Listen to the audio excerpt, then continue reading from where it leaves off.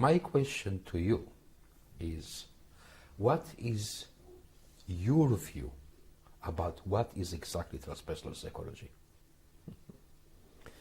Well, I think transpersonal psychology simply expands the space in which you can work. And so it gives you more choices, more possibilities. Not necessarily for you to use every time. It simply says you don't have to stop short at childhood. You don't have to stop short with the identity crisis. You don't have to stop short with the person's aims and ideals.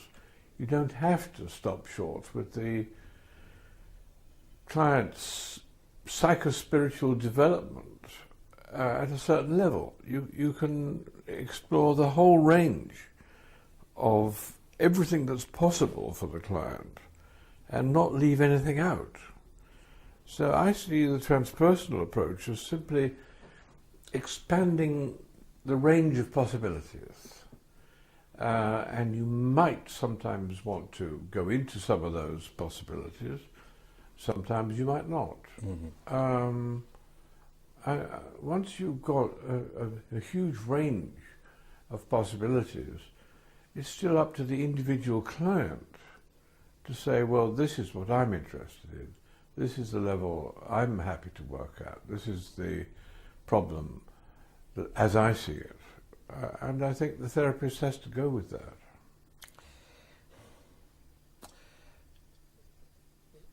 You put a lot of responsibility on the client here. Oh, yeah. And responding to the client. Yeah. Which I can see the humanistic approach in that. Mm-hmm. But I'm asking myself always the question, what is the actual age of the client? Because you see, our biological age is just a number, mm-hmm. which in my opinion does not have any meaning. Mm. We have sometimes an emotional age which is much, much younger than our biological age. Oh, yeah.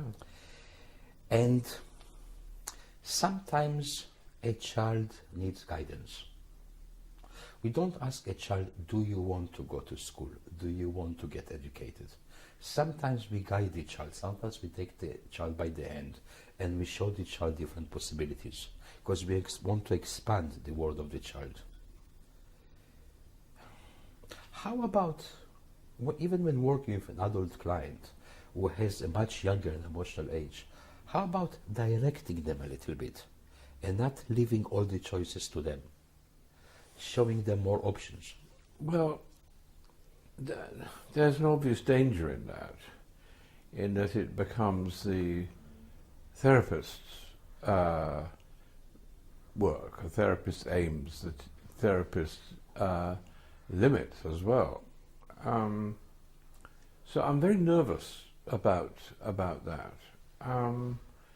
But certainly there are times when a client has a very poor map of the situation, and I might well instruct them and teach them a better map. Mm-hmm. And I've done that many times because some people have very poor maps. For example, some people avoid taking any kind of power because they think that means coercive power. They think it means power over. And that's all it means. That's all it can mean. And so they're nervous about power, and so they don't like to think about it or imagine that they could have more power. But then I give them a better map. I say, well, supposing there's a power line here, and supposing there's powerlessness down here. Okay, so on the power line there's coercive power. You don't want that. Fine. But along here there is power with. That is power to cooperate with other people to get things done. Yeah. And over here is power from within. That's your own personal power that you own, you control, you have dealings with. So it's comfortable to stay down at powerlessness if you think the only kind of power is coercive power. But powerlessness is a rotten place to be, really, because you can't do anything. You can't get anything done. You can't control anything. So power with is better than that, because it's not threatening, it doesn't do any harm, it's very good, and it brings you closer to other people. And power from within is well worth thinking about, because why shouldn't you have your own personal power? Why shouldn't you have your own personal ownership of what you can do in the world? And so I teach them that better map, and I think that it's okay to do that. Abraham Maslow, in his pyramid of needs. No. Never, never, never call it a pyramid. Never. Okay. I have written papers on this. You must never think of it as a triangle or a pyramid. Because as soon as you think of it as a triangle or a pyramid, you think, aha, self-actualization is as far as you can go. That is the peak. That is the final. That is it. And in the 1970s, we really thought that. And we thought, oh, so then in that case, you can't talk about a self-actualized person. You always have to talk about a self-actualizing person, ing. And that's more humanistic bollocks. You know, I don't believe that anymore. What I think is that that self-actualization, that self, is simply the centaur self, the existential self. But there's other selves, the subtle self, the causal self, and so on, beyond that. And so it's quite an achievable thing. I am a self-actualized person in myself. I am. I claimed this in 1980, and I haven't taken it back ever since. So, no pyramids, please. Okay. So there is this shape, okay? And then later on, when Maslow started to move towards the existential, he built another one on the top, which had the values. And what actually he said, that what happens after self-actualizing, it's you help others to self-actualize. Okay. Okay? So we'll come back to this point, because it's very important for me. But when you move from the physiological needs up the needs, there is the self-esteem need. And Maslow has divided it into two. Yes. This first one is self-esteem from others. Very important, yeah. And then self-esteem. That's right. Okay. So if we are helping the client to climb up towards the self-actualizing self, with the self-esteem, this is something that we need to help the client to build up. Oh, yeah. So this is where we're actually giving it to the client, and I see it a little bit directive, which I don't have problem with. To direct the client and say to the client, yes, you are a worthwhile person. Because as a therapist, I might be even the first person in their life to tell them, I'm actually proud of you. You are able to do it. I can see to you. And point the strong point on that. Yes. So, self-esteem from others. You say the client, we see how far the client is ready to go. Yeah. How about taking them by the hand and walking them 2 more steps? Well, that? Sometimes I do say to clients, I think you are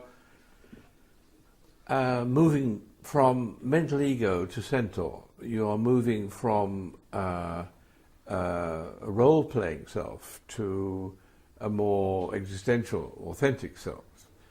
And I can help you in that movement. And I think the way we do this is to work on your internal conflicts. And as we work out your internal conflicts, you become more of a whole person.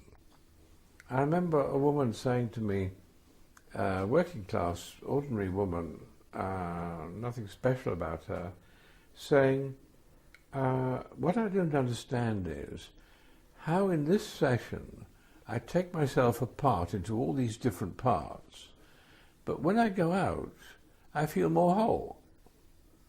I don't understand that. So I think I do try to help them, but not by instructing them, but by simply doing the work, which is work on integrating their split-off selves, sub-selves, parts of themselves. Okay. You define yourself as a self-actualizing person. I define Self-actualized. self-actualized. Okay. Yeah. I'll define myself as a self-actualizing person because I see myself still in the process. Right.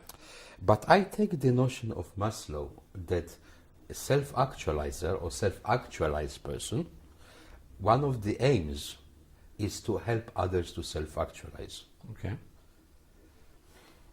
This is like the bodhisattva in Buddhism. Yeah. So tell me, John, why do you want to help other people to self-actualize? It's part of the deal, I think. It's part of being a therapist. It's going to happen anyway, so I might as well be on that side. I might as well acknowledge that, because that's what happens in therapy. I think people do become more self-actualized, and they do start getting esteem from themselves instead of looking to other people to tell them how good or how bad they are.